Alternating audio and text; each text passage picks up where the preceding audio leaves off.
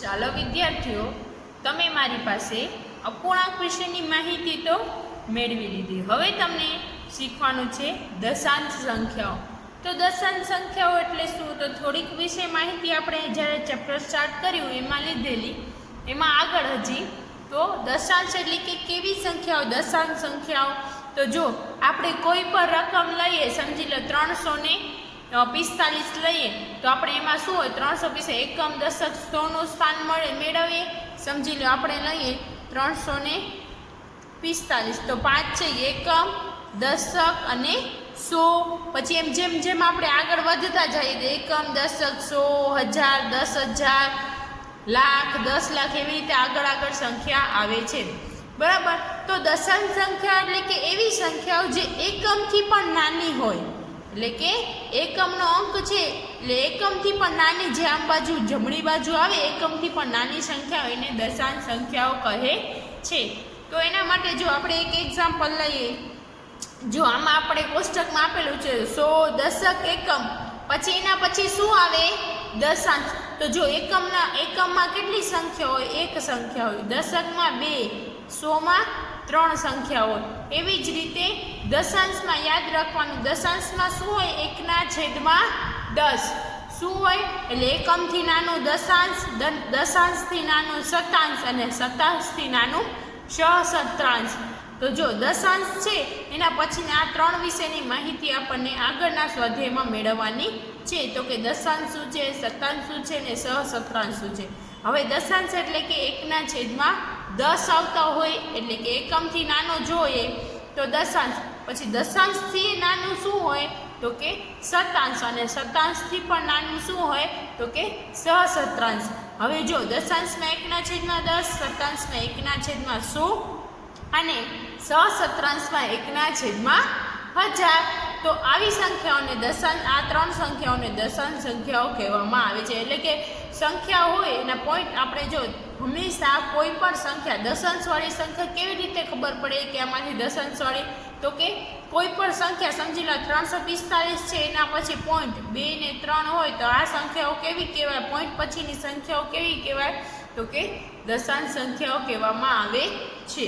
હવે એમાં આપણી પાસે છે તો કે જો 100ના સ્થાને 2 છે, એટલે કે આ કેટલા થયા? 200 થયા. પછી દશકના સ્થાને 5 છે, એટલે અહીંયા 1 મીંડું હોય એટલે 50 થયા. એકમના સ્થાને 3 છે તો એમને એમ થયા. તો હવે મને આને વેચવું હોય તો 253 વાંચો. હવે મને એમ કીધું છે કે દશાંશની જગ્યાએ શું છે? તો કે 1. એટલે જો ડાયરેક્ટ તમને આપેલી હોય સંખ્યા તો મારે આ સંખ્યાને એકી સાથે લખવાનું છે. તો શું કરવાનું? જો એકમની સંખ્યા પૂરી થાય ને અહીંયા શું આપી દેવાનું? પોઈન્ટ આપી દેવાનું. એકમની સંખ્યા પૂરી થાય અહીંયા પોઈન્ટ, એના પછી દશાંશ એ પોઈન્ટ પછીની સંખ્યા કહેવાય. તો જો અહીંયા આપણને શું મળ્યું? જો અહીંયા 253 હતા તો જો આ 253 લખ્યા. એના પછી શું આવી ગયું? પોઈન્ટ. પોઈન્ટ પછી શું હતું? 1. તો અહીંયા 1, પછી 4 અને 7 એટલે 7. તો હવે દશાંશ, શતાંશ અને સહસ્ત્રાંશમાંથી તો આ ત્રણેયમાંથી મોટું કોણ કહેવાય? તો કે દશાંશ. કેમ? એકમ, દશક ને 100 માંથી મોટું આપણને કોને કહીએ? 100 ને. એવી જ રીતે દશાંશ, શતાંશ અને સહસ્ત્રાંશમાંથી મોટું કોને કહેવાય? દશાંશ. પછી એનાથી નાનું શતાંશ અને એનાથી નાનું સહસ્ત્રાંશ. બરાબર. એવી જ રીતે છે કે જો 629 પછી આપણને ભેગી લખવી હોય તો અહીંયા પોઈન્ટ આપી દેવાનું અને 321, 629.321. એટલે એકમ પછીની સંખ્યાને દશાંશ સંખ્યાઓ કહેવામાં આવે છે. અને બધી સંખ્યા આપેલી હોય એમાં આપેલી હોય કે દશાંશ સંખ્યા, તો પોઈન્ટ પછીની સંખ્યા હંમેશા દશાંશ સંખ્યાઓ હોય. એવી જ રીતે જો અહીંયા 100ના સ્થાને કાંઈ 0 છે, પછી દશકના સ્થાને 4 તો અહીંયા 40 થઈ એટલે 43. પછી દશાંશની જગ્યાએ 1 તો અહીંયા પોઈન્ટ આવી જાય 43.192. એવી જ રીતે આખું કોષ્ટક છે. પછી એમાં જેવી જ રીતે જો 2 આપેલું છે, 3 અહીંયા કઈ સંખ્યા? અહીંયા પછી ડાયરેક્ટ આખી સંખ્યા આપેલી 236, પછી અહીંયા પોઈન્ટ અને 512. તો મેઇન શીખવાનું આ હતું કે દશાંશમાં શું આવે? 1/10, શતાંશમાં 1/100, સહસ્ત્રાંશમાં 1/1000. તો ચાલો આગળ આપણે સ્વાધ્યાય 2.5માં શીખીએ કે આ દાખલા કેવી રીતે કરાય દશાંશ, શતાંશ અને સહસ્ત્રાંશના? ચાલો આપણે થોડીક વધારે દશાંશ વિશે માહિતી મેળવીએ. હવે દશાંશ શું આવે છે તો કે 1/10 એ આપણે જાણી ગયા. હવે જો કોઈ પણ સંખ્યા છે તો આવી રીતે 25.6 તો 25.6 જે લાસ્ટમાં એટલે કે એક જ પોઈન્ટ પછી એક જ સંખ્યા છે તો એ સંખ્યા કઈ હોઈ શકે તો કે દશાંશ હોઈ શકે. પછી આવી રીતે હોય 29.25 તો આ બે સંખ્યા કઈ હોઈ શકે તો કે શતાંશ હોઈ શકે, જે પાછળની બે સંખ્યા. અને એના પછી હોય 35.363 તો એ સહસ્ત્રાંશ. હવે તમને આગળ આમાં શું શીખવાનું છે કે તમને આવી સંખ્યા આપેલી હોય, શું આપેલું હોય તો આ સંખ્યામાંથી મારે પોઈન્ટ કાઢવો હોય તો શું કરવાનું? જો આ સંખ્યા મારે આપેલી છે, આ દશાંશ સંખ્યા છે. હવે મને પોઈન્ટ કાઢવો હોય તો સમજી લો આ પોઈન્ટ પછી જેટલી સંખ્યા હોય ને એટલા નીચે 0 ઉમેરી નાખવાના. પોઈન્ટ 25.6 છે તો પોઈન્ટ પછી કેટલી સંખ્યા છે 1 તો અહીંયા લખી નાખવાના 256. પછી આજે આપણે પોઈન્ટ કાઢ્યું, પોઈન્ટ પછી જોવાનું કેટલી સંખ્યા છે, એક સંખ્યા છે તો અહીંયા લખવાના 10. હવે એવી જ રીતે જો આમાંથી મારે પોઈન્ટ કાઢવું છે તો જો પહેલાં શું છે એ લખી નાખ 2925 એટલે કે 2925. પોઈન્ટ પછી કેટલી સંખ્યા છે 2, મારે પોઈન્ટ કાઢવો છે તો એમાં મારે પોઈન્ટ પછી બે સંખ્યા છે તો 2 0. અહીંયા પોઈન્ટ પછી શું છે, પોઈન્ટ પછી 3 સંખ્યા. પહેલાં તો એમને માજી આખું લખી નાખવાનું. પોઈન્ટ કાઢવા હોય તો નીચે આપણે શું કરવાના, પોઈન્ટ પછી કેટલી છે 3 છે તો આને 3 આપી દેવાનું.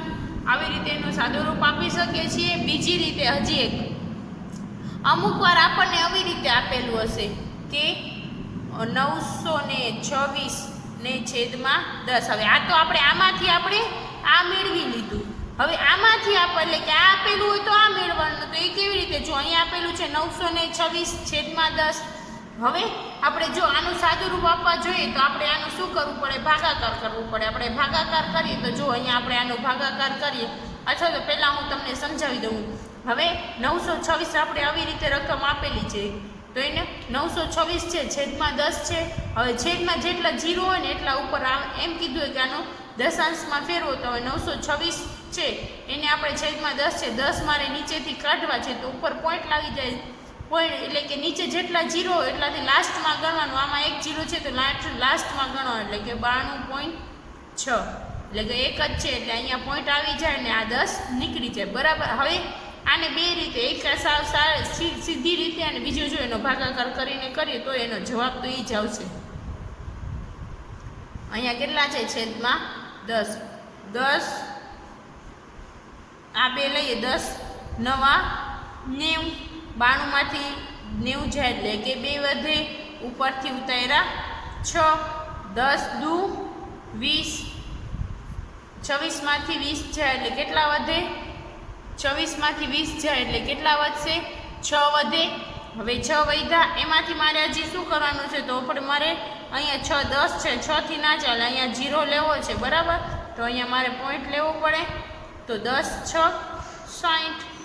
બરાબર. એટલે કે આનો જવાબ ઈ જ આવ્યો. પણ આપણે આમાં ડાયરેક્ટ મળી ગયો, કાંઈ નહીં, ખાલી જેટલા 0 હોય એટલા ઉપર પોઈન્ટ લગાડી નાખવાના. હવે જો એવી જ રીતે આપણે કોઈ પણમાં હશે 8. બરાબર. આટલી સંખ્યા છે એની નીચે 100 આપેલું હશે તો એમ કીધું હોય આને આપણે દશાંશમાં ફેરવવું છે તો આમાં ગણવાનું. આમાં કેટલા 0 છે એનો જવાબ મેળવવો જોઈએ. આમાં 2 0 છે તો છેલ્લેથી ગણવાના 1 ને 2 તો અહીંયા પોઈન્ટ લાગી જાય એટલે અહીંયા નીચેના સ્ટેપમાં લખવાનું 269.78. છેલ્લે જેટલા 0 એટલા છેલ્લેથી ગણવાના, એની આગળ છેલ્લે 2 0 છે, છેલ્લેથી 2 અંક જોવાના અને પોઈન્ટ આપી દે, મળી ગયો જવાબ.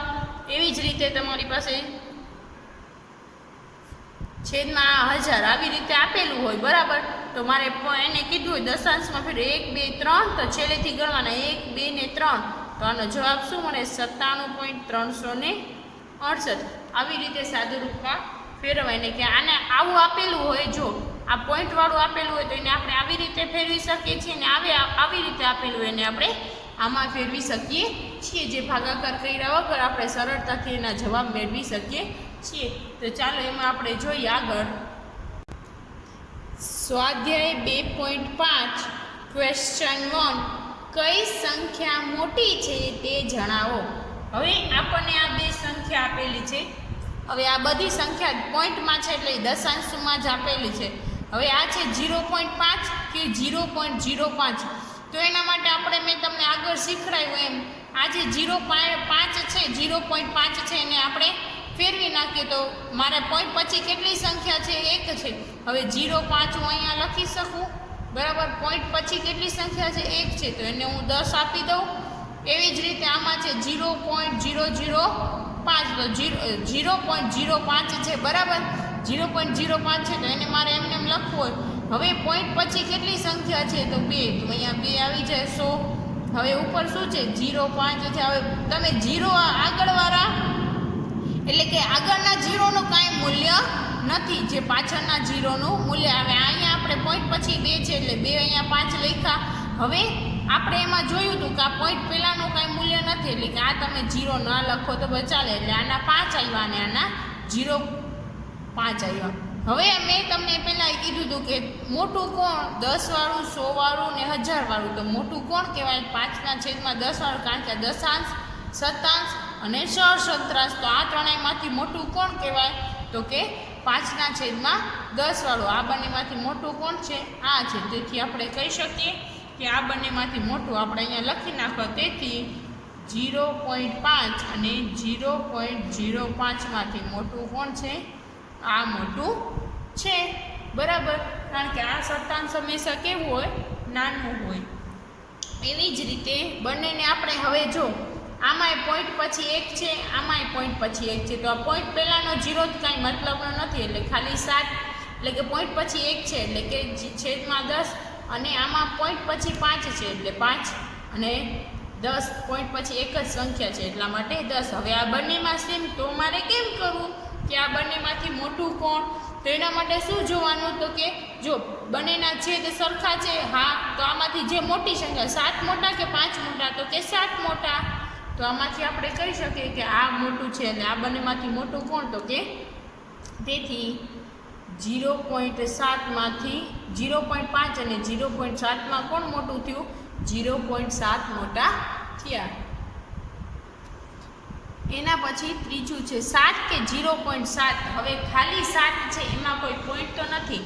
તો આ કયો સ્થાન છે? તો કે આ એકમનું સ્થાન છે. એકમ પછી આ પોઈન્ટ પછી એટલે કે આમાં આપણે સાદું રૂપ આપે તો 7/10 થાય. તો આ કયો છે? દશાંશ છે. તો એકમ ને દશાંશમાંથી હંમેશા કોણ મોટો હોય? તો કે એકમ જ મોટો હોય. તેથી આપણે કહી શકીએ કે 7 અને 0.7 માંથી કોણ મોટો છે? તો કે 7, કારણ કે એકમના સ્થાનમાં હંમેશા એકમનો સ્થાન દશાંશના સ્થાન કરતાં કેવો હોય? મોટો હોય. એવી જ રીતે એના પછીનું હવે અહીંયા શું છે? 1.37. હવે અહીંયા મારે પોઈન્ટ કાઢવો હોય તો 2 પોઈન્ટ પછી 2 છે એટલે પહેલાં તો 137 પોઈન્ટ પછી કેટલી સંખ્યા છે? 2 છે. તો અહીંયા 2 જીરા. એવી જ રીતે અહીંયા 1.49. તો અહીંયા 49 લખાય 149. પોઈન્ટ પછી કેટલી સંખ્યા છે? 2. તો અહીંયા શું આવી ગયા? 2 જીરા. હવે આપણે એમાંથી જોઈ શકીએ જો બંનેના છેદ સરખા છે તો આ બંનેમાંથી જોવાનું મોટું કોણ?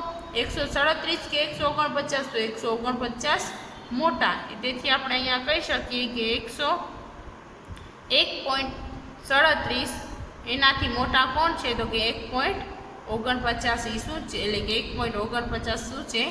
મોટા છે. એટલે કે લેસ જે સાઈડ મોટું હોય એ સાઈડ આવે, બરાબર.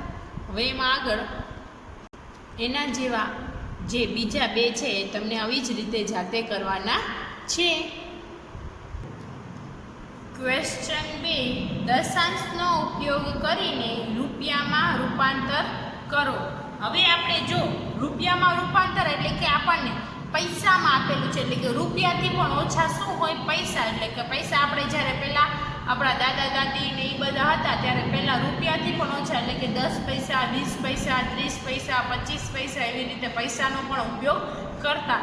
જ્યારે હવે આપણે શું ડાયરેક્ટ રૂપિયાથી જ ઉપયોગ કરીએ છીએ એટલે કે રૂપિયાથી ઓછા પૈસાનો ઉપયોગ કરતા નથી. સમજી લો આપણે કોઈ પણ આપણે હમણાં ચલણમાં કેવું હાલે છે? તો કે રૂપિયો, 2 રૂપિયા, 3 રૂપિયાના સિક્કા ચાલે છે. રૂપિયોથી ઓછા ચાલે છે? તો કે ના. પણ આપણા જ્યારે દાદા દાદી, તમારા દાદા દાદી હતા એને પૂછી લેવાનું કે દાદા તમે આગળના જમાનામાં ત્યારે તમે અમારા જેવડા હતા ત્યારે તમે શું યુઝ કરતા? રૂપિયાનો ઉપયોગ કરતા કે પૈસાનો? એટલે તમને કહેશે કે અમે 10 પૈસા, 25 પૈસા, 20 પૈસા એવી રીતે પૈસાનો ઉપયોગ કરતા હતા. તો એમાં જ એવી રીતે આપણે શું આપેલું છે? અહીંયા પૈસામાં આપેલું છે 7 પૈસા. તો એને આપણે શેમાં રૂપાંતર કરવાનું છે? રૂપિયામાં રૂપાંતર કરવાનું છે. તો તમે એ તો જાણો છો કે 1 રૂપિયો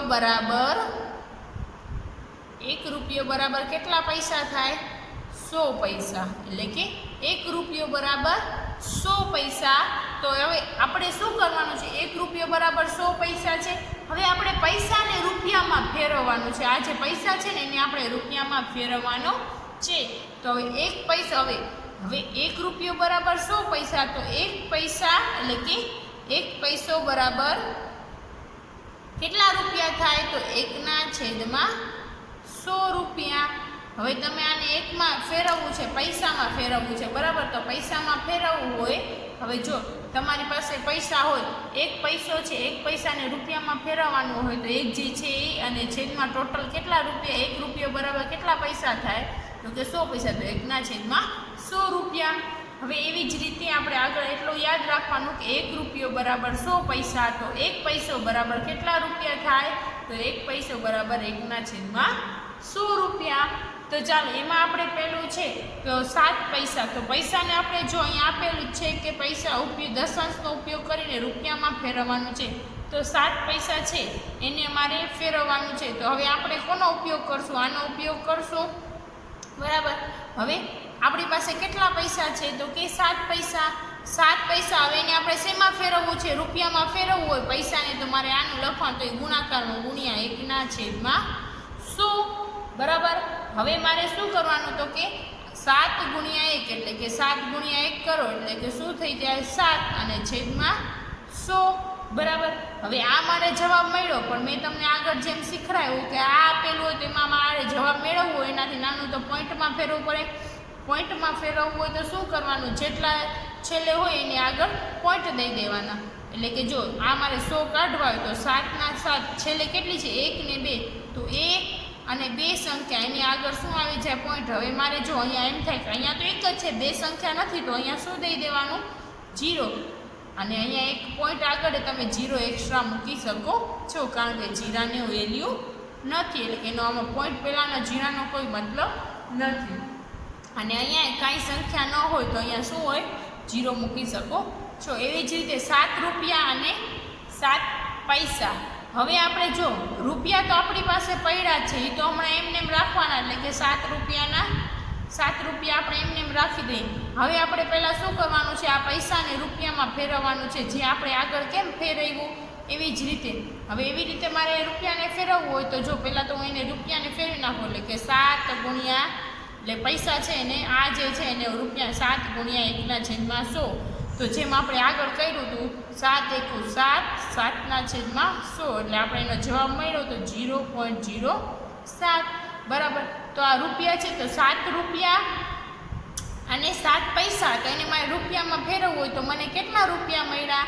7 પૈસાના કેટલા રૂપિયા મળ્યા? તો એને પ્લસ કરી નાખું, 0.07 રૂપિયા, બરાબર? હવે એ બંનેનો સરવાળો કરવો હોય તો જો આ એકમના સ્થાને છે, આ 7 છે એ એકમના સ્થાને છે, અને આપણે અહીંયા શું કીધું? એકમ છેલ્લે એક જ અંક હોય તો એકમના સ્થાને એના પછી દશાંશ એટલે કે દશક, પણ આપણી પાસે અહીંયા છે પ્લસ 0.07. હવે એકમના સ્થાને 7 છે, હવે એ બંનેનો સરવાળો કરવો જોઈએ તો જો આ 7 પછી એની વત્તા 0.07, અહીંયા કાંઈ ના હોય તો 0 હોય.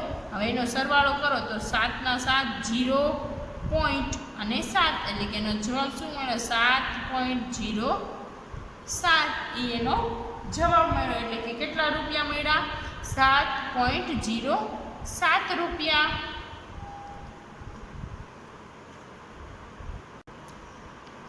ત્રીજું 77 રૂપિયા અને 77 પૈસા. હવે આપણે આ બધાને શેમાં ફેરવવાનું છે? તો કે રૂપિયામાં ફેરવવાનું છે. તો આ જે 77 હોય તો રૂપિયા હોય તો એમને એમ કરી નાખવાના. હવે મારે આને આપણે શેમાં ફેરવવાનું છે? પૈસાને રૂપિયામાં ફેરવવું હોય તો આપણે શું કરવું? તો એક પૈસા બરાબર શું લીધું હતું? એટલે કે જેટલા હોય એના છેદમાં શું આવી જાય? 100 આવી જાય, બરાબર. અથવા તો 77 ગુણ્યા 1 છેદમાં 100 આવી રીતે ફેરવતા. તો આવી રીતે આપણે ફેરવીએ તો 77 એકું 77 છેદમાં 100. અથવા તો એના કરતાં એવું ના કરવું ને આ સ્ટેપ અહીંયા કરવું હોય તોય તમે પણ હું શું કરું છું, ડાયરેક્ટ કરી લઉં છું, બરાબર.